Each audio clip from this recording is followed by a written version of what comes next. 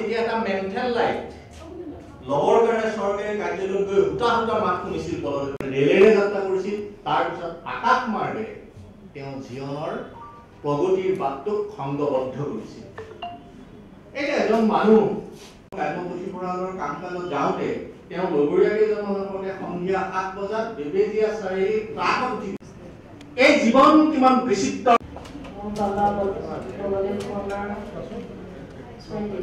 আজি কৰ্মচাৰী যে এখন সভা আয়োজন কৰিছে তাত আচলতে ক'বলগীয়া মই ভাষা নাই তেওঁ ছোৱালী হিচাপে মই গোটেই গ্ৰাম্যপুথিভঁৰালৰ হয় আৰু সমগ্ৰ পৰিয়ালৰ হয় সকলোৰে ওচৰত আৰু আশা কৰিছোঁ যাতে আজি সকলো যিহেতু আছে তাকে দেখি যাতে বাবাৰ আত্মাটো শান্তি পায় আৰু বাবাই শংকৰ মিছনত যিখিনি দি থৈ গ'ল নিস্বাৰ্থভাৱে শংকৰ মিছনৰ কাৰণে যিখিনি কৰিলে সেইখিনি সৰুৰে পৰা দেখি গৈছোঁ আৰু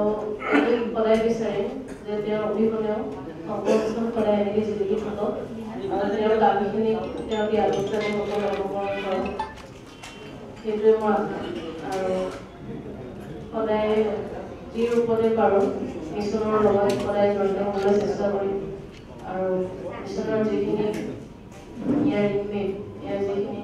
মানুহ যাক সদায় মিছনে সেৱা কৰি আহিছে তেওঁলোক যাতে ময়ো সেৱা কৰিব পাৰোঁ এইটোৱে মোৰ মিছনৰ প্ৰতি অৱদান থাকিব। জিলা পুথিভঁৰালটো চৰকাৰৰ সম্পূৰ্ণ অনুদান আৰু চৰকাৰৰ পৃষ্ঠপোষকতাত চলে। সেই বিষয়ে আলোচনা বিলোচনা কৰিবৰ কাৰণে চৰকাৰী বিষয়াসকল আছে, তেওঁলোকৰ আঁচনি আছে, পৰিকল্পনা আছে, সেইমতে চলে। মই আজি যিখিনি কথা ক'লোঁ এইখিনি গ্ৰাম্য পুথিভঁৰালত বলদেৱ শৰ্মাই আগবঢ়োৱা অনবদ্য অৱদানৰ কথা ক'লোঁ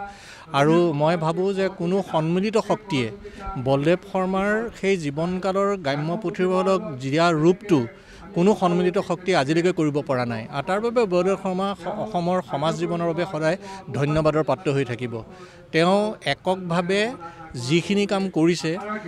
বিভিন্ন জাতি জনগোষ্ঠীৰ মাজত সমন্বয়ৰ বাৰ্তা বিলোৱাৰ কাৰণেও তেওঁ কাম কৰি গৈছে।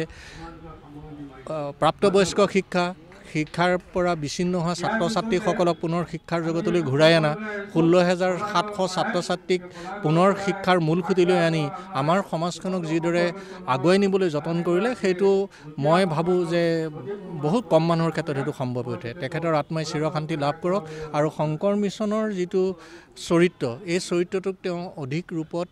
আৰু প্ৰভাৱশালী ৰূপত দেখাৰ সপোন দেখিছিল। মই অনুৰোধ কৰিম সকলো পক্ষকে যে